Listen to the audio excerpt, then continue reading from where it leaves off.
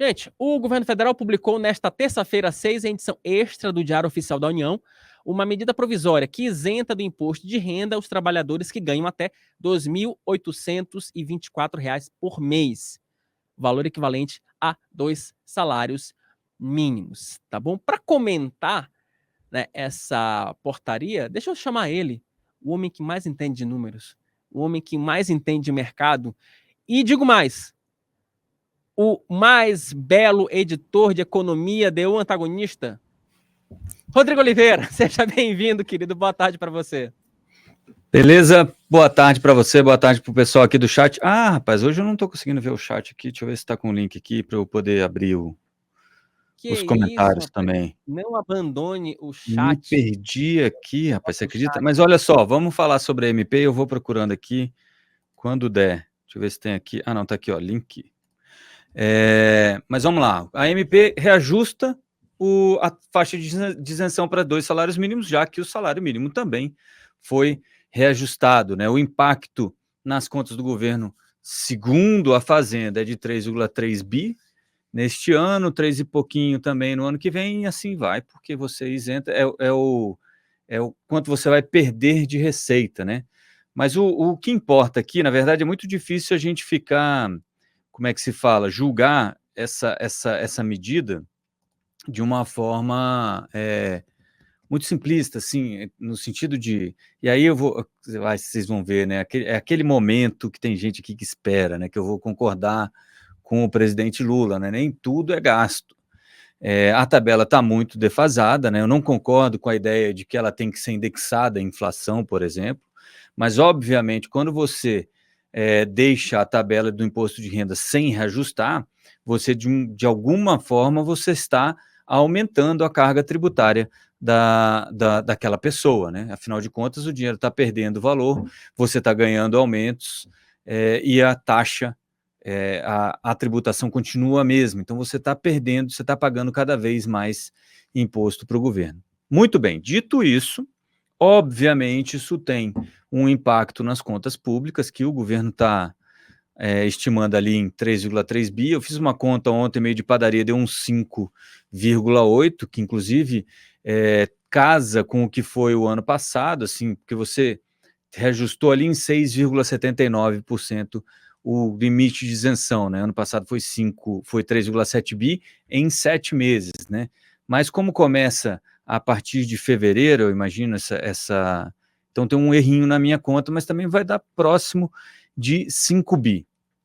Então, não é algo que realmente causa um impacto muito grande nas contas públicas, né? Embora seja muito dinheiro, mas ele tem, obviamente, assim como defende o governo, ele tem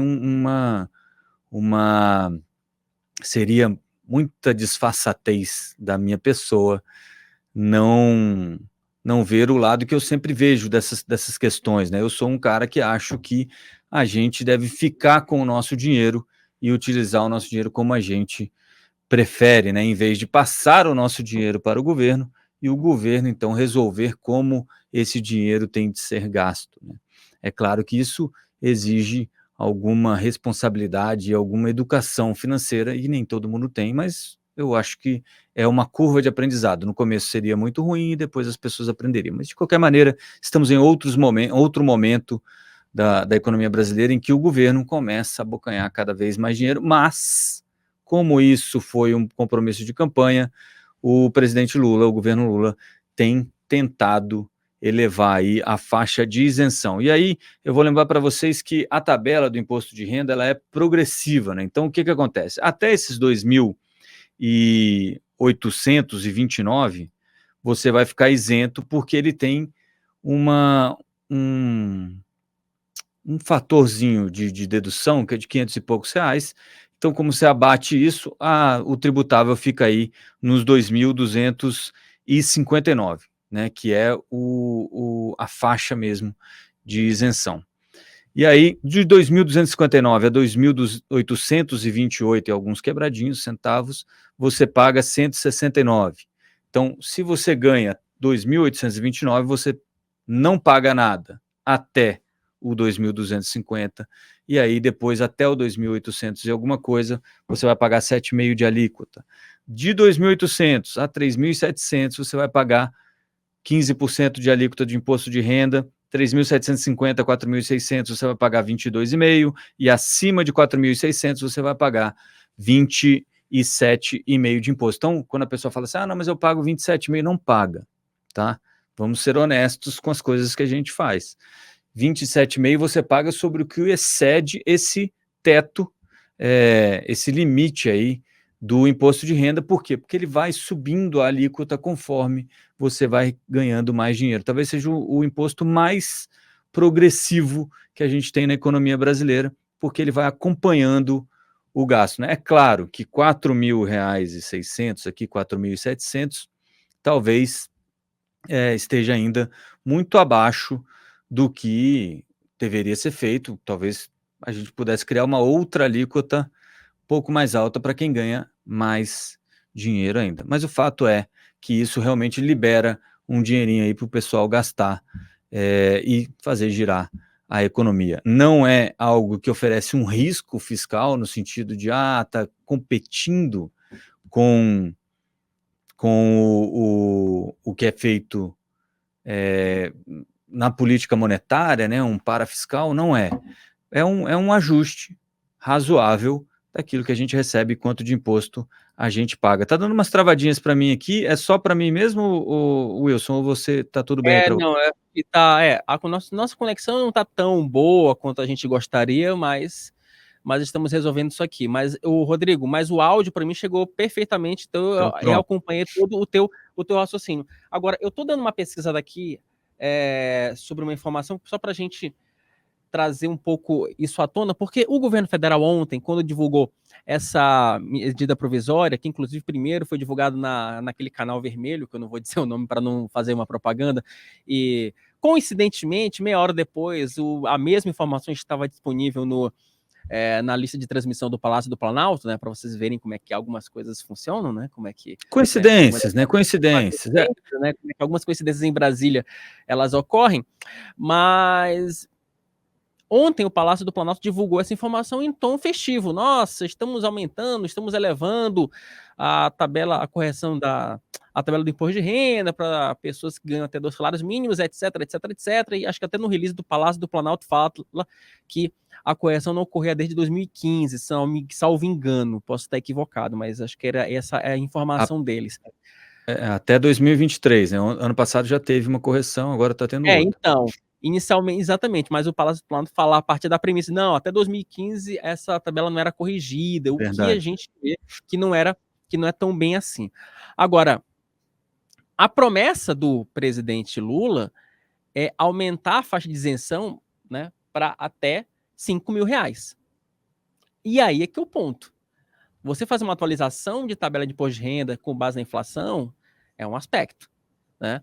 É um prejuízo, digamos assim, né? Quer dizer, é uma renúncia fiscal de menor impacto. Agora, para você cumprir de fato essa promessa, e o Lula até o momento não deu nenhum indicativo de que vai cumprir essa promessa no curto prazo, aí que é o problema. Ainda mais num período em que o Fernando Haddad está brigando para conseguir ainda manter aquela história do tal déficit zero que talvez só ele e a sua filhinha conseguem de fato acreditar, né, Rodrigo? A filha dele, né? A minha não. A minha já aprendeu essas coisas. Mas esses 5, 6 mil... Né, Rodrigo Oliveira? É diferente, né? Esses 5, 6 mil de isenção realmente é um alvo bastante complicado, né? Você vê que eu estava falando aqui as alíquotas, né? A maior alíquota incide em 4.000, a partir de 4.600. Imagina, você vai perder toda essa arrecadação. O governo federal falou que ele estima em 15,8 milhões de contribuintes que ficarão isentos a partir de agora, né? Isso não quer dizer que são 15,8 a mais, são ao todo, já quem já era isento e quem está isento agora, vai rodar aí perto de 15 milhões. Agora, você coloca R$5.000 de isenção do imposto de renda, aí você vai tirar muita gente do imposto de renda. E por incrível que pareça, o grosso dessa arrecadação aí não é de quem ganha muito dinheiro, é de quem ganha, os milhares, os milhões que ganham mais ou menos, né? Então é isso que enche o bolso do governo, né? A classe média mesmo, não é exatamente o ricão, até porque esse cara não tem carteira assinada, ele não está recebendo salário, não está na folha de pagamento, normalmente ele tem outras formas, né? Como vai receber como PJ, ou ele é um empreendedor mesmo, dono de empresa, ou qualquer coisa de outras formas. Isso o imposto de renda ele é voltado mesmo para a classe média. Obviamente você ganharia muito voto, mas você vai colocar as contas públicas num lugar muito desconfortável, né? Lembrando que se você olhar para o déficit de 2023, que foi um déficit recorde nas contas públicas, mas teve, como é que se fala? Teve pagamento de precatório, teve adiantamento do ICMS para os estados e não sei o que lá, você sempre vai ter uma desculpa. É aquela desculpa que você sempre tem para não começar a fazer exercício, para não parar de fumar, né? Não, mas eu estou parando, mas é que hoje está um dia muito estressante, aí você fuma. Não, eu estou tentando malhar, mas putz, ontem foi um dia muito cansativo, tive que dormir até mais tarde. Então, assim, você sempre vai ter uma explicação para esse tipo de coisa. Mas não interessa, porque no fim das contas você vai ser cobrado por aquilo que você fez, né? Você vai ter problemas de saúde se não malhar ou se não parar de fumar o seu cigarro, e vai ter problemas nas suas contas se você não fizer um controle dos seus gastos compativelmente com as suas receitas. E isso é o que a gente não vê. A gente vê muita conversa sobre isso, mas não há nada concreto que faça com que a gente comece a acreditar que existe uma solução para as contas públicas da forma como elas estão sendo tocadas. E aí não é um trocadilho porque o Haddad estava tocando violão outro dia, mas sim da forma como elas estão sendo administradas. Parece que as coisas não vão para um lugar bom, mas a gente, infelizmente, vai ter que esperar, porque as pessoas tendem a entender isso só quando a água já subiu bastante.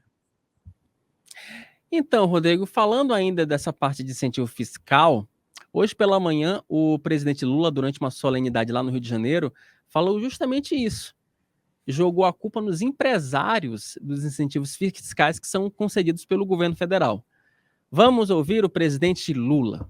O Estado tem obrigação de garantir oportunidade para que todas as pessoas possam vencer na vida. Esse é o papel do Estado.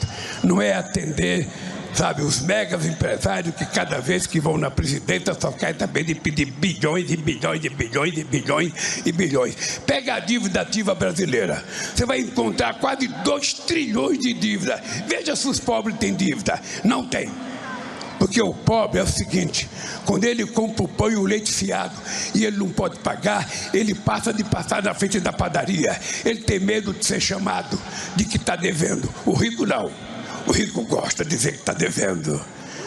Para ele é uma coisa charmosa dizer, eu peguei 5 bilhões no BNDES, juro de longo prazo, 5 anos de carência e vou pagar em 15 anos. Não é assim, Eduardo? O pobre não. O pobre a gente empresta um crédito consignado, R$500, R$1.000, para o cara sobreviver, e ele vai sobrevivendo. E aí, Rodrigo Oliveira? É isso, né? Vamos falar sério, gente. Não tem isso. Se isso fosse meia verdade, não tinha desenrola para a dívida de R$100, de R$200. Isso é absurdo, é preconceituoso, né? É uma criminalização contra quem tem dinheiro, né? Não estou aqui defendendo bilionário, milionário, não é nada disso. Tem gente que paga e tem gente que não paga. Quem não paga faz com que o outro pague mais caro. É simples, chega a ser infantil, né? É de uma simplicidade que até ofende, né? Olha só. Não tem isso, não existe isso. Quem paga é o pobre, quem não paga é o rico. É sempre escolhendo lugares para transformar as coisas em um jogo de futebol, em uma partida em que você divide a população entre nós e eles, entre pretos e brancos, amarelos e azuis, vermelhos e não sei o que lá. qualquer coisa para que você consiga, então, dominar parte desse jogo de narrativa, desse jogo de retórica. Não é verdade. Tá? Tem realmente, os volumes são mais altos porque você pega empréstimos mais altos quando você tem mais dinheiro, e aí quando você dá o calote, porque o calote é igual. Caloteiro é caloteiro, rico ou pobre. Isso é a mesma conversa sobre criminalidade e status social. Mentira, isso é invenção, isso não faz nenhum sentido. Fato é que o que a gente tem que prestar atenção aqui é que quando alguém não paga, o resto da sociedade paga. A meia entrada que alguém tem direito é paga pelo resto da sociedade que não tem direito. Ontem mesmo eu fazia uma entrevista aqui que vocês vão assistir muito em breve, num programa novo que a gente está lançando, sobre mais uma entrevista mais tranquila sobre negócios, história de vida, etc e tal, as coisas histórias mais inspiradoras, etc e tal. E eu falava aqui com a diretora comercial da Neoenergia, e porque tem uma mudança na lei que vai trazer aí pequenas e médias empresas para o mercado livre de energia, e aí você fala, mas por que no mercado livre de energia dá para cobrar mais barato na energia? Não é toda hora, né? Mas por que dá para cobrar mais barato? Porque no sistema regulado, né, no mercado regulado, que é você, as residências fazem parte, né, as unidades consumidoras aí são residências, o que acontece? Você tem que pagar um pouco mais caro para que quem tem menos renda tenha energia de graça, por exemplo.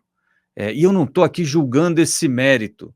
O que eu reclamo é que a gente não tenha clareza nessa discussão para que a gente possa assumir o que a gente está fazendo. Olha, eu não quero ajudar ninguém. Não me interessa, não estou dizendo que é isso. Não me interessa se a pessoa precisa ou não precisa, eu não quero ajudar.